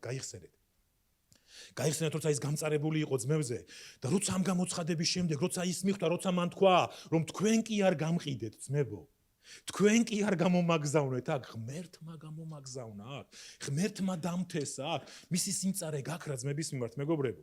ეს არის ბედისწერის გაცნობიერება, ეს არის ღმერთის გეგმის გაცნობიერება. როცა ჩვენ მოვთქვათ, აქ დავიბადე, ერთხელ დაიბადო და საქართველოში, ერთხელ დაიბადო და ქუთაისში, ხონში, ვანში. თუ რა მნიშვნელობა აქვს სად? და როცა ქრისტიანები ვლაპარაკობთ ამას, მეგობრებო, დაფიქრდით, ბიბლია ლაპარაკობს, რომ შენ ხარ სამეფოს ძე და ასული და ღმერთმა აიღო და თესლად გადაგაგდო, მოგათავსა სადღაც, გისროლა რომელიღაცა ნიადაგში, რომ მისი სამეფო განავრცო. მე ვიცი, რომ ეს ძნელი არ არის ადვილი გასაგები გონებისთვის და განსაკუთრებით მაშინ, როცა სხვანაირად ვიკვებებოდით წლების განმავლობაში, როცა სხვა სიტყვას ვიყავი ჩაჭიდებული, როცა კურთხევას, ხოლოდ და კურთხევის ბილიქს მარტო და იმის დამკვიდრებას, რაც ღმერთმა აგვითქვა, ხოლოდ ჩვენს ინტერესებზე ვატარებდით, თაფლი და რძე, კურთხევა. მაგრამ სინამდვილეში, მეგობრებო, აიღო ის, რაც შენ გეკუთვნის, ეს იმას ნიშნავს, რომ აიღო ტერიტორია ღმერთისთვის. აი ბიბლია რასაც ლაპარაკობს იეშუანავის წიგნიდან, ბიბლია რასაც ლაპარაკობს იმ კურთხეული ქვეყნის დაკავებიდან, როცა ღმერთმა უთხრა, დაიფყარი, ოკუპირება გაუკეთე, იქ არსებული მტრები დაამარცხე. დღეს ეს სურათია სწორედ ქრისტეში წინასწარმეტყველური, მეგობრებო, მე არაერთხელ მithქვამს ამ კათედრიდან. იესოზე წავიკითხე ჩვენ ებრაელთა წიგნიდან, რომ მას შემდეგ რაც ის დაждდა ღმერთის მარჯვნივ, ელოდება, რომ მისი მტრები მის ფეხთასადგამად გახდებიან. აი რა არის ჩვენი დავალება. რომ აი ამ მიწაზე, მეგობრებო, იესო ქრისტეს მტრები მის ფეხთასადგამად ვაქციოთ. რა არის ამ მიწაზე მისი მტრები? ყველა უბედურება, ყველა ბოროტება, ყველა ცოდვა, კორუფცია, უსამართლობა, ძალმომრეობა, გარყვნილება, ლოთობა, კერთაყვანისმცემლობა, ეს ყველაფერი ამ მიწაზე არის იესოს მტერი, მეგობრებო. ის ელოდება, როცა მისი ეკლესია ამ ჭეშმარიტებას გაიგებს, ფეხზე დადგება და მის მტრებს ბრძოლას გამოუცხადებს. მის სამეფოს განავრცო. ეს ნიშნავს დაიკავო ის, რაც მოგცა ღმერთმა. ეს ნიშნავს დაიმკვიდრო აღთქმა, რომელიც ღმერთმა მოგცა. ამ ყველაფერს სხვა ყველა სიკეთე მოსდევს ძვირფასებო. იმიტომ რომ იესომ პეტრეს უთხრა, როცა პეტრემ გაბედა და კითხვა დაუსვა, უფალო, ჩვენ ყველაფერი მივატოვეთ და რა გვექნება? არ ვიცი რა სელოდებოდა, ალბათ შიშის ელოდებოდან, არაფერიც არ გექნებათ. რა სიცოცხლე არკმა რა რომ მოგეცით? მაგრამ იესომ უთხრა, ჩემო შვილო, თუ კი ადამიანი ჩემთვის ანსახარების გულისთვის რაიმეზე უარს იტყვის და დატოვებს, ასმაგად ექნება ამ ცხოვრებაში ყველაფერი და მომავალში საუკუნო სიცოცხლეო. მეგობრებო, მან ასევე თქვა, როცა სამეფოზე ასწავლიდა ღმერთის სამეფოზე მათეს მე-6 თავში თქვა ასეთი სიტყვები. უპირველეს ყოვლისა ღმერთის სამეფო ეძებე. უპირველეს ყოვლისა ღმერთის სამეფოზე იფიქრე, მის სამეფოზე იზრუნე, მის გამცობაზე იზრუნე და სხვა ყველაფერი შეგემატებაო. რა თქმა უნდა, ყველა სიკეთე ღმერთის კურთხევის დამკვიდრებისა, მეგობრებო, მოსდევს ამ ყველაფერს, მაგრამ თავარია მის ბილიკზე უნდა დადგე, მის ბილიკზე უნდა იარო. ასე რომ თუ იმის დაუფლებას აპირებ, რაც ღმერთს შენთვის აქვს, იცოდე, მხოლოდ გადარჩენის მიღება საკმარისი არ არის. კიდევ ვიმეორებ, თუ იმის მიღებას აპირებ, რაც ღმერთმა შენ განგება მოგცა, რაც ღმერთმა, მეგობრებო, შენ ბედისწერა მოგცა, თუ ამ ყველაფრის დამკვიდრებისკენ სვლას აპირებ, თუ ამ ყველაფერში შესვლას აპირებ, ერთი რაღაცა დაიმახსოვრე, ამისთვის მხოლოდ გადარჩენა არ კმარა. და მე მეცაც გეტყვით არ გაგიკვირდეთ. სული წმინდით მონათვლაც არ კმარა ამისთვის. იმიტომ რომ ქრისტიანების უდიდესი ნაწილი აქ უშვებს შეცდომას, მე ზეციდან შობილი ვარ, მე სული წმინდით მოვინათლე და თითქოს ეს არის ყველაფერი რომ ის დაიმკვიდრო რაც ღმერთმა მოგცა, იმ განგებაში შეხვიდე, იმ ბედისწერაში შეხვიდე რაც ღმერთმა შენთვის შექმნა. არ კმარა ამის მხოლოდ გადარჩენა, არ კმარა ამის მხოლოდ სული წმინდით მონათვლა. რა არის აუცილებელი? როგორც თქვი, სწორი არჩევანის კეთება, სწორი გადაწყვეტილების მიღება, ნებისმიერ გადაწყვეტილებას მოყვება თავისი შედეგი. რამდენმა იცით ამის შესახებ თუ შეგიძლია ხელისაწევითო და მინდასტურო. ნებისმიერ გადაწყვეტილებას, რომელსაც დღეს მიიღებ თუ გუშინ მიიღებ თუ ხვალ მიიღებ, მოყვება შედეგი. ანუ ცის ქვეშ ყველაფერი არის მიზეშედეგობრივი. ქრისტიანებმა ეს უნდა იცოდნენ, ნებისმიერ გადაწყვეტილებას თანსდევს შედეგი. ამას ბიბლია ამბობს და არა ჩვენ. ნებისმიერ არჩევანს, რომელსაც ვაკეთებთ, შედეგი მოაქვს. და არსებობს ეს ერთ-ერთი ფენომენი, მეგობრებო, რასაც ვიტყვი მიხვდებით, ასეთი სიტყვა არსებობს, რაც იქნება, იქნება. არ ვიცი იყენებ თუ არა ამ სიტყვას. შეიძლება ბუკვალურად ამ სიტყვას არ იყენებდე, მაგრამ ეს იმას არ ნიშნავს, რომ ეს სიტყვა შენ ცხოვრებაში არ მოქმედებს. და უგვერდით რას ვამბობ? არის ასეთი გამოთქმა, რაც იქნება, იქნება. და შეიძლება შენ ბუკვალურად ამ სიტყვას არ იმეორებ. შეიძლება დღეს არ გითქვავს, რა ვიცი, რაც იქნება, ის იქნება. მაგრამ ეს ფენომენი, რაც იქნება, იქნებას ფენომენი, თუ გულწრფელები იქნებით, ამას აღმოაჩენ საკუთარ ცხოვრებაში. მე არაერთხელ დამინახავს და ვხედავ რაღაცას თითქოს თვით დინებაზე მიშვებულს. თითქოს მე არ შემიძლია რაღაცა შევცვალო. აი რაღაცა ხდება ჩემს ოჯახში. რაღაცა ხდება ჩემს პირად ცხოვრებაში. რაღაცა ხდება ჩემს ურთიერთობებში. კარგად მომისმინეთ. კარგად მომისმინეთ, განსაკუთრებით ურთიერთობებში. ბოლო დროს ღმერთი ძლიერად და დაჟინებით მაჩვენებს ამ საკითხს. ვამბობ სრული გაბედულებით. ჩემი ლოცვის ყველაზე დიდ დროს ვატარებ ურთიერთობის აშენებისთვის ლოცვაში. და შემთხვევითი არ არის. მე ვგრძნობ სულიწმინდის მართლობას და წინამძღოლობას ამ საკითხში. მე ვერბალურად ღმერთის ხმა არ მომისმენია. მაგრამ მე შემიძლია სრული გაბედულებით თქვა, რომ ღმერთი ჩემს გულს ელაპარაკება, რომ დიდი დრო, დიდი ყურადღება და ბევრი სწავლება დაუთმო ურთიერთობების შენებას ეკლესიაში. ვამბობ სრული პასუხისმგებლობით. ამიტომ ვიძახი შეხედეთ. გადახედე შენს ურთიერთობებს. თითქოს რაღაცა შენ არ გეხება. შენ გინდა ასე იყო, შენ გინდა ასე დაიჯერო, იმიტომ რომ ეს ფენომენი რაც იქნება, იქნება, ასე გელაპარაკება შენ. ეხლა იმას რა უყო? ეხლა ისე როგორ იქნება? მე კი უთხარი, იმას არ უნდა. როგორც კი მეგობრებო ამ ყველაფერს კარს უღებთ და რაც იქნება, იქნება ცხოვრებაში უშვებთ, ყველაფერი დგება თავდაყირა. ყველაფერი ირევა. მე წეხა რა ვთქვი? სინამდვილეში ყველაფერი ისე ხდება, რა არჩევანსაც ვაკეთებთ, ხო? სინამდვილეში ხელი რომ დაწიეთ თქვენ, რომ ნებისმიერ გადაწყვეტილებას, რომელსაც იღებ არჩევანი მოყვება, ნებისმიერ გადაწყვეტილებას, რომელსაც იღებ შედეგი მოყვება. მაშინ როგორ შეიძლება ჩვენ ცხოვრებაში დაუშვათ საკითხი, რაც იქნება იქნება. როგორ შეიძლება ჩემს ოჯახში დაუშვეს საკითხი, რაც იქნება იქნება. რისი თქმა მინდა იცით, აი დაუკვირდით. შემდეგში ერთ მუხტს ავიკითხავთ, უფრო კარგად გავიგებთ ამას. თქვათ რაღაცა საფრთხე გამოჩნდა. თქვათ რაღაცა ფინანსური ვალის რაღაცა წრემა რტყავს გარშემო. ეს ხვასი არ ვარდება უცებ ხალხო. ხდება ასეთი მომენტები, შეიძლება უცებ ვიღაცას რაღაცა შეემთხვეს, ან ძირადღირებული ოპერაცია დაჭირდეს და ვალში ჩავარდეს, მაგრამ ყოველთვის ხო არ ხდება ასეთი ფორს-მაჟორული სიტუაცია. ვიღაცას რაღაცა რკალი ეყრება გარშემო ნენელა რაღაცა პრობლემის. სადღაცა ურთიერთობა ფუჭდება. ოჯახში რაღაცა ფუჭდება. შვილები რაღაცას ისე აღარ აკეთებდნენ, როგორც უნდა აკეთონ.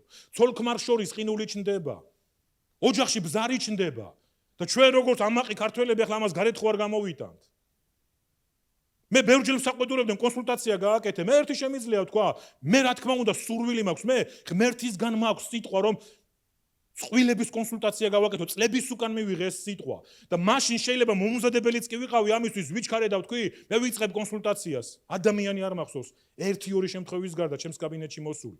იმის მიუხედავად რომ კვირების განმავლობაში განცხადებებს ვაკეთებდი 2 შაბათს კონსულტირების დღე არის. მე ამას სხვას კი არ საყვედურობ, მეგობრებო, ეს კულტურად არის ჩამოყალიბებული და ერთი განცხადება შეუძლებელია ამ საკითხს აგვარებდეს. მაგრამ შენს გულში ჩახედე, ყველა კაცს ვეუნები, ყველა ქალს ვეუნები. თუ რაღაცას აღარ გზნობ ისე შენი ცოლის მიმართ, ამ პირიქით შენი ქმრის მიმართ. რატომ გონია რომ ეს საფრთხე არ არის და რაღაცაში არ გადაიზრდება? როცა ვიღაცასთან ურთიერთობას ვერ ალაგებ, რატომ გონია რომ ეს საფრთხეში არ გადაიზრდება? იმიტომ რომ ეს არის არჩევანი შენი, ეს არის გადაწყვეტილება შენი. და არ უნდა დაუშვა რაც იქნება იქნება. როგორც კი რაც იქნება იქნებას უშვებ შენ. თუნდაც მსახურებაში. და მსახურება არ არის რაც ეკლესიის 4 კედელში უახდება, მეგობრებო. მსახურება არის ყველაფერი, რაც შენ სამსახურს ეხება, ოჯახს რაც ეხება. ეს არის სინამდვილეში და არა ის. აქ ყველანი მაგრები ვართ კვირა დღეს. აქ ყველანი რაღაცას ვაკეთებთ კვირა დღეს. მაგრამ სინამდვილეში ღმერთისთვის ეს არის მსახურების სწორი დეფინიცია, სწორი განმარტება. მსახურება სინამდვილეში ის არის, რაც ეკლესიის კედლებს გარეთ ხდება. რაც შენს ოჯახში ხდება, რაც შენს სამსახურში ხდება, რაც შენს ურთიერთობებში ხდება ადამიანებთან. ეს არის სინამდვილეში ნამდვილი მსახურება, მეგობრებო. თორემ ჩვენ აქ 40 წუთის განმავლობაში რასაც ვაკეთებთ, აქ შეუძლებთ ჩვენ მივიღოთ რაღაცა რელიგიური გამომეტყველება, ვილაპარაკოთ რელიგიური სიტყვები. მაგრამ იქ რა ხდება? ოჯახში რა ხდება? ცოლ-ქმარს შორის რა ხდება? შვილებსა და მშობლებს შორის რა ხდება? ურთიერთობაში რა ხდება? განკარგვაში რა ხდება? ფინანსებში რა ხდება? მე როგორც მწყემს ასეულობით ისტორიები მაქვს, მეგობრებო, ტრაგედიის, უბედურების ისტორიები და იცით რატომ? ვიღაცემა არ განკარგეს, ვიღაცემა შეგონებაც არ მოისმინეს. წავიდნენ ამ საფრთხისკენ, იმისაც ვთქვათ, რომ კურსი შეეცვალათ საფრთხიდან და შეეჩახენ ამ ყველაფერს. ასე რომ რაც იქნება, იქნება არ დაუშვა ცხოვრებაში. იმიტომ რომ არ ახარ ვალდებული დაუშვა, იმიტომ რომ დაიჯერე მე, იმიტომ ამდენი შესავალში, იმიტომ ვილაპარაკე იქ თავიდან რომ მე თქვა თქვენთვის რომ მეგობრებო, ჩვენ გვაქვს არჩევანის ფუფუნება, ჩვენ გვაქვს არჩევანის თავისუფლება. ჩვენ ხელშია გადაწყვეტილება, იმიტომ რომ ღმერთმა გითხრა, მე მოგეცი შენ ეს არჩევანი, მე მოგეცი ეს გადაწყვეტილება და მე გირჩევ აირჩიო სიცოცხლე, მამიცე სიცოცხლეს. მიიღო სწორი გადაწყვეტილებები. მისი სიტყვიდან გამომდინარე, ბიბლიიდან გამომდინარე. ასე რომ არავითარი რაც იქნება, იქნება. ქრისტეში ჩვენ ღმერთმა უზრუნველ ყოველნაირი კურთხევით ეფესელებში წერია, რომ მანო იესო ქრისტეში გვაკურთხა ყოველნაირი კურთხევით, მაგრამ მის მისაღებად ამ კურთხევების ბილიკზე სიარულია საჭირო. ჩემს ბოლო ქადაგებებს უყურადღებით აკვირდებით, მე ამ სიტყვებს ბილიკი ხშირად ვიყენებ. შთაგონებული ვარ ამ სიტყვით, მივხვდი ამ სიტყვის მნიშვნელობას. ბიბლიაში ეს სიტყვა არაერთხელ გადმოცემული. კი, ჩვენ უზრუნველყოფილი ვართ ქრისტეში, მაგრამ რომ მიიღო, რომ შეეხო, რომ ეზიარო, რომ დაიმკვიდრო, ამ ბილიკზე დგომა არის საჭირო, კურთხევის ბილიკზე დგომა, მაგრამ რაც იქნება, იქნება კურთხევის ბილიკზე ვერ დაგაყენებს. რაც იქნება, იქნება ცხოვრების ადავეს გართმევს სინამდვილეში. და ეს ჩამონათვალი ყოველთვის გახსოვდეთ, ოჯახი, ცოლ-ქმარ შორის ურთიერთობა, შვილებთან ურთიერთობა, სამსახური, ადამიანებთან ურთიერთობა. შენი ბიზნესი როგორ გამოიმუშავებ, რას განკარგავ და არა მხოლოდ ბიზნესი, როგორ განკარგავ შენი ფინანსები. მე იმ სფეროებს ვეხები, რომელიც ყველაზე მნიშვნელოვანია, მაგრამ არის თითქოს უმნიშვნელო პატარა დეტალებიც, იმაზე ახლა აღარ ვილაპარაკებ, რა თქმა უნდა, დროის გამო. და მეორე ფენომენზე მინდა ახლა გითხრათ, მეგობრებო, სულ ამდენიმე წუთი.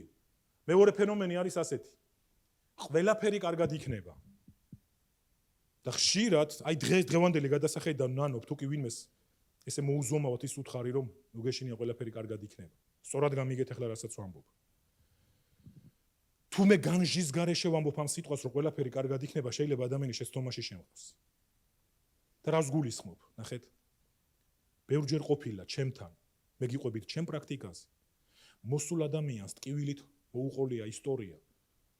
მე ღმერთისთვის მინდოდა ეს რომ ასე გამოსულიყო. მე კეთილი მიზნები მომოძრავებდა. მაგრამ მე ისეთი სიძნელეები დაეშვა ჩემს ცხოვრებაში გამანადგურა ამ ყველაფერმა. და ხშირად მეგობრებო, ხშირად ადამიანები რომლებიც სიძნელეებში ტყდებიან, ნაკვები არიან ამ ფენომენით, ყველაფერი კარგად იქნება. მათი რწმენის სისტემა ამაზე დგას, რომ ყველაფერი კარგად იქნება. მაგრამ ბიბლია რას ამბობს? სიტყვა რას გვეუბნება? მე მთელი პასუხისმგებლობით ვიძახი. ღმერთს არასდროს არ უთქვამს ჩვენთვის, რომ პრობლემები არ გვექნება.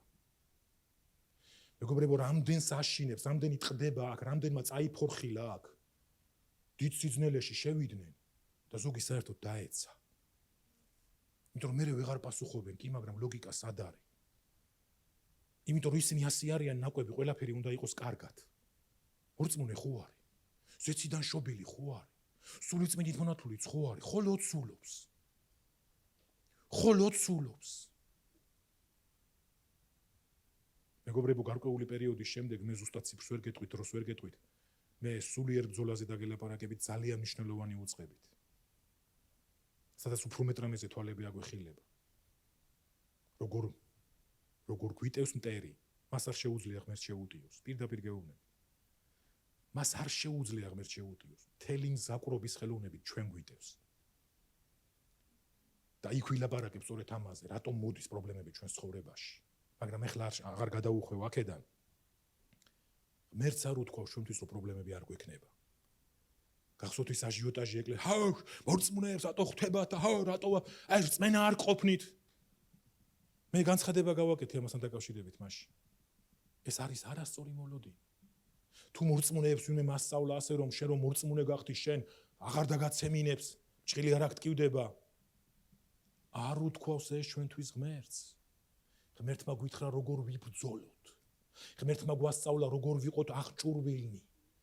ღმერთმა გვასწავლა როგორ გაუმკლავდეთ ეშმაკს, მის მზაკრობებს, მდღვინავლომს როგორ აღვდგეთ წინ. მაშინ რა ბუტაფორია გამოდის ყველაფერი. აბა მდღვინავი ლომი თუ დადის და ღრიალებს და ჩემი ჩაყლაპვა უნდა. და მე ჰობია ეს კაცო ისიც აგე მდღვინავ ლომო. ღმერთმა ჩვენ გვასწავლა როგორ გაუმკლავდეთ ეშმაკის შემოტევას. როგორ მოვიგოთ სულიერი ბრძოლები. მას არასდროს არ უთქვავს რომ პრობლემა არ გვექნება. აბა რა გითხრა? ის შეგვპირდა რომ პრობლემებში დაგვეხმარება. ის შეგვპირდა რომ ჩვენი პრობლემები შუაგულში მოვა. და როცა ეს რწმენა გაქვს, დაუკვირდი, მაშინ აღარ ხარ ადვილად გასატეხი. როცა ეს რწმენა გაქვს, მაშინ შენი გული მარტივად აღარ წყდება. მაგრამ როცა ასეთი რაღაცით ხარ ნაყვები, ყოველთვის ყველაფერი კარგად უნდა იყოს.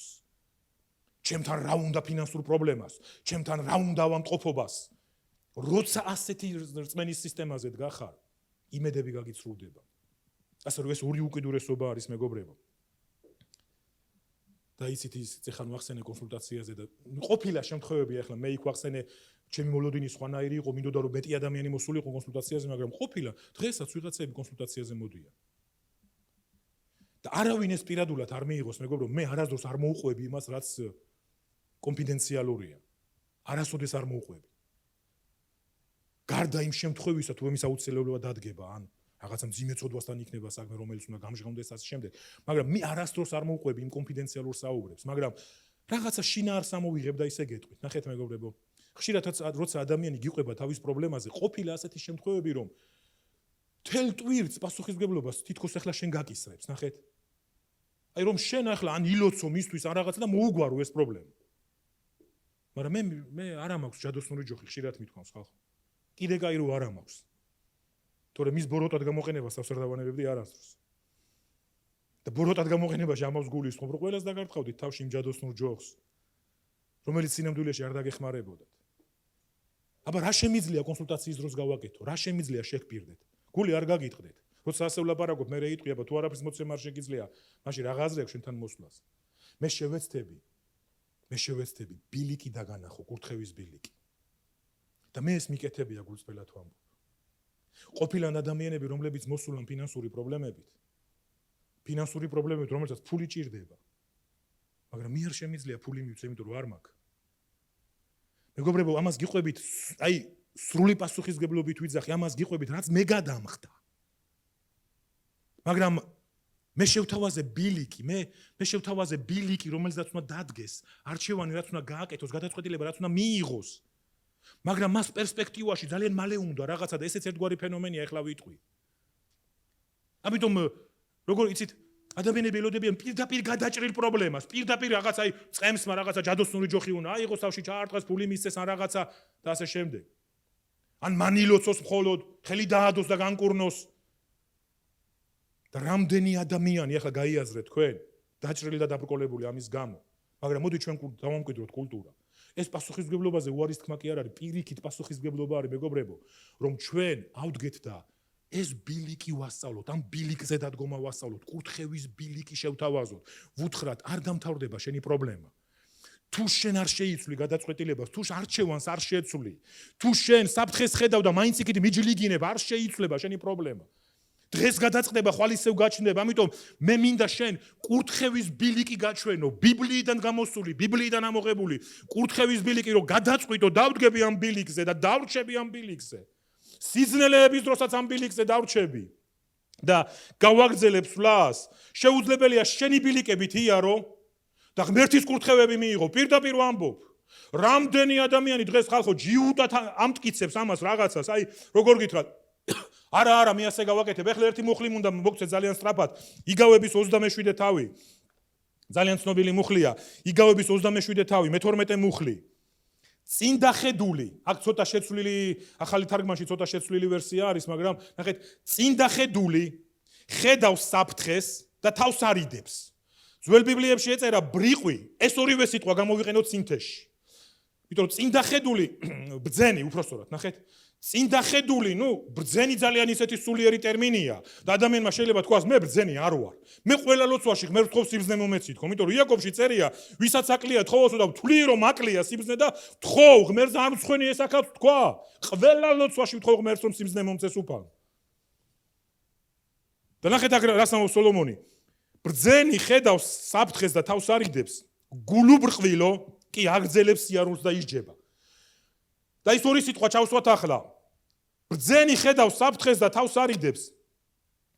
ბრიყვი კი აგრძელებს გზას და ისჯება. ეს ორი სიტყვა სინთეზები, ნახეთ, წინდახედული ბრძენი, გულუბრყვილო, ბრიყვი. აი ასეთი სინთეზი არის, სხვათა შორის ინგლისურ ვერსიებში არის ეს ინგლისური ვერსიის მონახაზი არის, რაც აქ არის ახალში გადმოცემული. ნახეთ, ბრძენი საფრთხეს რომ შეამჩნევს. დაინახა საფრთხე.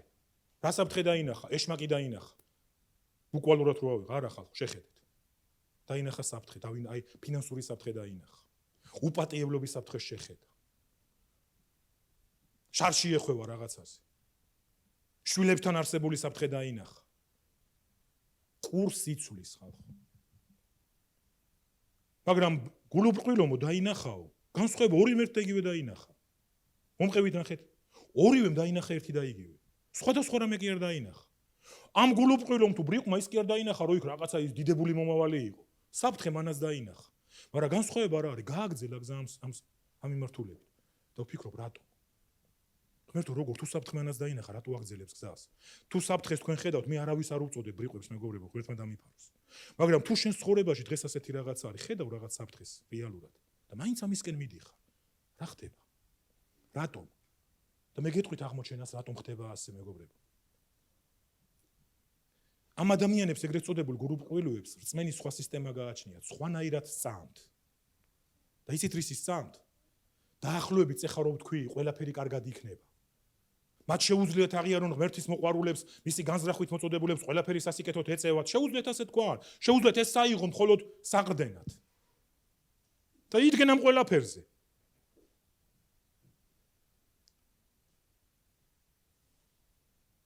მეგობრებო, ბრძენებმა იციან შექემის მნიშვნელობა, ანუ არჩევანის გაკეთების მნიშვნელობა. ხოლო ბრიყვები ხედავენ, მაგრამ მაინც არ იცვლიან კურსს. და მერე შედეგების გამო იწყებენ ბრალდებებს ადამიანებისა. კარგად მომისმინეთ. როცა შედეგი დადგება, რასაც აკეთებენ, ანუ ეძებენ ბრალდებული ვინ არის. გესმით რასაც ვამბობ? შეიძლება ღმერთი იყოს ბრალდებული. შეიძლება მწყემსი იყოს ბრალდებული. შეიძლება ცოლი იყოს ბრალდებული, შეიძლება ქმარი, შეიძლება დედამთილი, სიდედრი. არ აქვს მნიშვნელობა. რომელიც მიდის, საფრთხე დაინახა. შეხედა, გააფრთხილეს კიდევაც შეიძლება.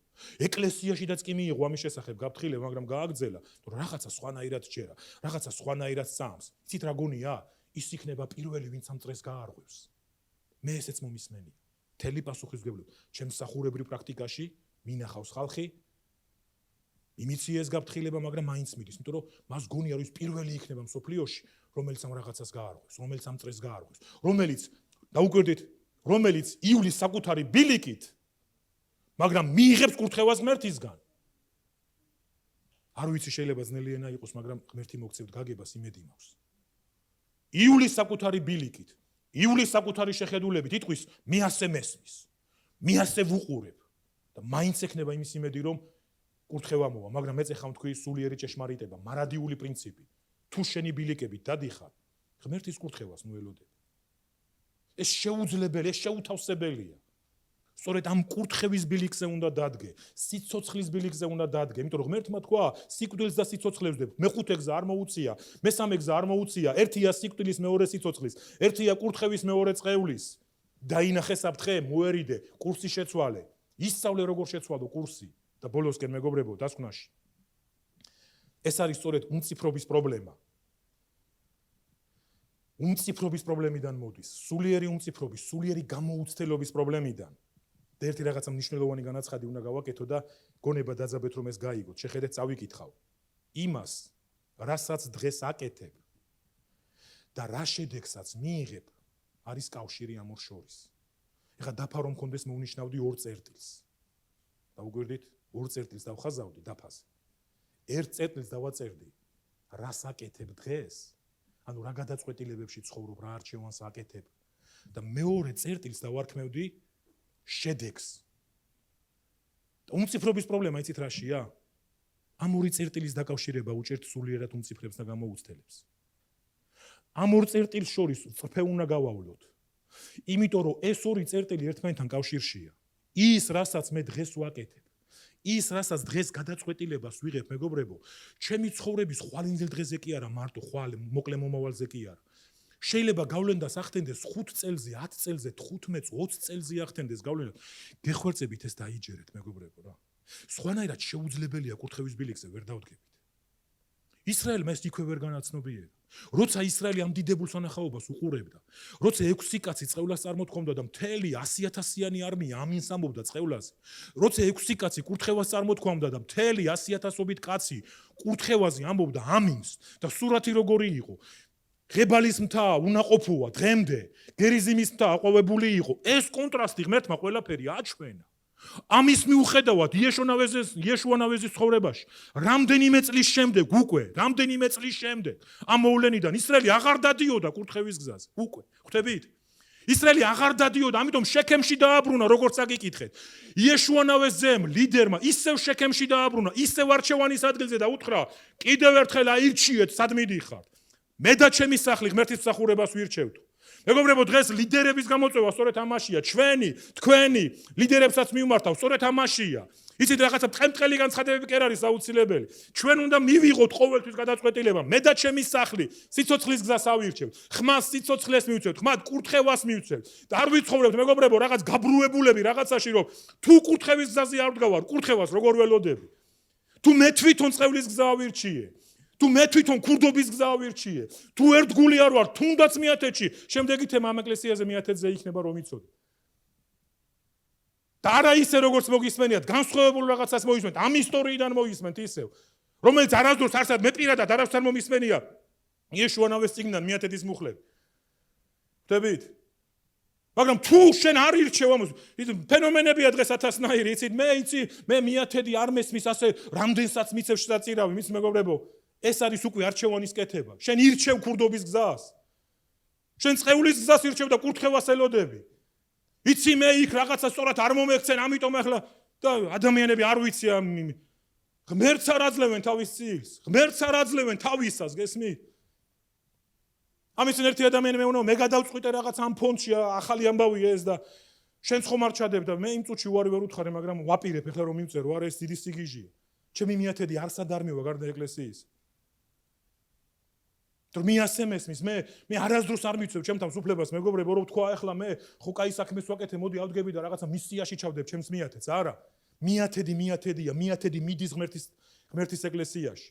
ხოლო შესაწირი კი ბატონო, თუ მიათედი არ არის გადახდილი, შესაწირად არ ითვლება. თუ ხალხი ხარდახან ამბობს, მე ავიღებ 5 მიათედს მივცემ და 5 შესაწირავს, მიათედზე ლაპარაკობს, ბიბლიამ თქვა 10%-ზე და როცა შენ იღებ ამ 5%-ს და ღმერთს აძლევ და მე ამბობ რომ დანარჩენ შესაწირი, თუ მიათედი არ არის დაცვითული, შესაწირად აღარ ითვლება. აი როგორ დავცავთ საკურთა თავებს, მეგობრებო. და როგორ უნდა ვიდგე მე კურთხევის ბილიქზე, როცა წყევლის ბილიქს ვირჩევთ ამი გადაწყვეტილები, იმიტომ რომ თუ ჩემს დღევანდელ ქმედებასა და შედეგს შორის კავშირია, თუ წრფე გავლებულია, როგორ უნდა ველოდებოდე კარს, შემდეგი 5 წელი, შემდეგი 10 წელი რა მოვა ჩემს ცხოვრებაში, ჭკუა უნდა მეყოს რომ მივხვდე მე, იმიტომ რომ მე ვირჩევ არა იმას, რაც სიცოცხლეა. მე ვირჩევ არა იმას, რაც სიცოცხლეა და რაც კურთხევა არის. გაიაზრეთ ეს ძალიან გთხოვ, ოჯახებში, ურთიერთობებში, მსახურებაში და არა მხოლოდ ეკლესიის კედლებში გნით, როგორც გითხარი, გარეთ. და ბრიყვებს ხანაირად სამთ. უმწიფარი აზროვნების გამო ვერ ახერხებენ მოვლენების დაკავშირებას ერთმანეთთან. ყურადღება მიექციეთ რაც თქვით, უმწიფარი აზროვნების გამო ამ მოვლენებს ერთმანეთთან ვერ აკავშირებენ. იცით, ვერ აკავშირებს იმას, რომ დღეს რაღაცას რომ აკეთებს და შეგონებულიც არის ამის შესახებ, არასწორი რომ არის ეს და არ შემიძლია კიდევ არ თქვა, მეგობრებო, ეს იქნება პატიება ურთიერთობით რაღაც. იცით, კი, ბრძოლა მაქვს, რაც იქნება მირჩევნია, ასე მირჩევნია მე. რაღაც თქვა რომ იქ რა ვქნა ეხლა მე აი თითქოს შემზალებს აღემატება, არ არის ეს სწორი. ეშმაკმა შემოგვაჩეჩა ეს ტყუილი. და წავიკითხეთ ღმერთმა გაგვანთავისუფლა ჩვენ. თავისუფლები ვართ ქრისტეში, მოგვს არჩევანის ფუფუნება. შეგიძლია შენ გადაწყვიტო, შეგიძლია შენ აირჩიო, თუ ღმერთმა დადო შენს წინაშე ეს გზა, სიკვდილის, სიცოცხლის, კურთხევის, წყევლის და გეუბნება აირჩიე სიცოცხლე.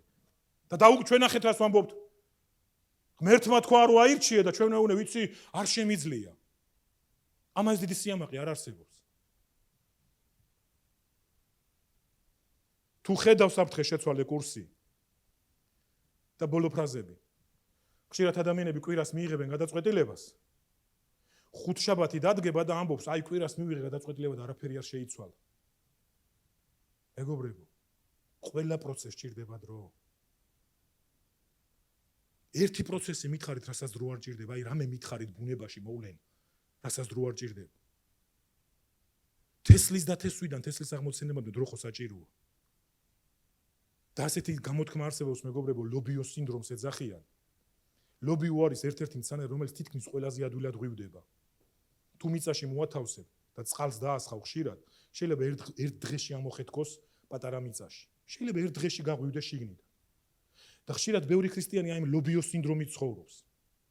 რაღაცა გადაწყვეტილება მიიღო, რაღაც არჩევანი გააკეთა და 3 დღეში თუ ყველაფერი არ შეიცვალა, რა აიღებს ამ დათესლის და ისვრის ფანჯრიდან. მეგობრებო, ყველა პროცესს ჭირდება დრო. ბოლო მუხლი და ამით დავამთავროთ. ფსალმუნთა წიგნში 119 ფსალმუნი 105 მუხლი არის. 119 ფსალმუნის 105 მუხლი. ლამპარია ჩემს ფეხთათვის შენი სიტყვა და სინათლე ჩემი ბილიკებისთვის. ძალიან ძლიერი სიტყვებია. ლამპარია ჩემი ფეხისთვის შენი სიტყვა და სინათლე ჩემი ბილიკებისთვის. ჩაწვდით შექემის მნიშვნელობას, ძვირფასებო. არჩევანის მნიშვნელობას, გადაწყვეტილების მნიშვნელობას. და დღესვე შეგიძლია დაიწყო ფიქრი ამაზე, რომ ხმა მისცე სიცოცხლეს, ხმა მისცე კურთხევას და დაიწყო სწორი გადაწყვეტილებების მიღება. და ბოლო სიტყვა რაც მინდა ვთქვა არის ის, რომ თავარია ბილიკზე დარჩი. თავარი ეს არის, წაბორძიგდი? გადაუხვიე? დაუკვირდით, შეხედეთ. არ არსებობს სადღაცა კურსი არ აგერიოს. არ არსებობს ეს უბრალოდ შეუძლებელია. იმიტომ რომ ეშმაკი იზრუნებს ამაზე ძვირფასებო და იზრუნავს ამაზე. მაგრამ კიდე გითხარით, არ აქვს მნიშვნელობა რა შეცდომას დაუშვებ. უბრალოდ დაბრუნდი ისევ ბილიქზე. კურთხევის ბილიქზე დაბრუნდი. კურთხევის ბილიქზე დაბრუნდი, სიცოცხლის ბილიქზე დაბრუნდი. სწორი არჩევანი, სწორი გადაწყვეტილების და დრო დაელოდე. დაელოდე, იმიტომ რომ ყველა პროცესს ცისქვეშეთში ჭირდება დრო. 3 დღეში, 5 დღეში, 1 თვეში, ნუ განიხიბლები, ნუ იტყვი, არაფერი არ შეიცვალა. დარჩი ბილიქზე. ხმა მიეცი სიცოცხლეს. და ღმერთი ყოველთვის დგას თავის სიტყვის უკან. უფალმა გაკურთხო ძვირფასებო. დიდება იესოს. ამენ.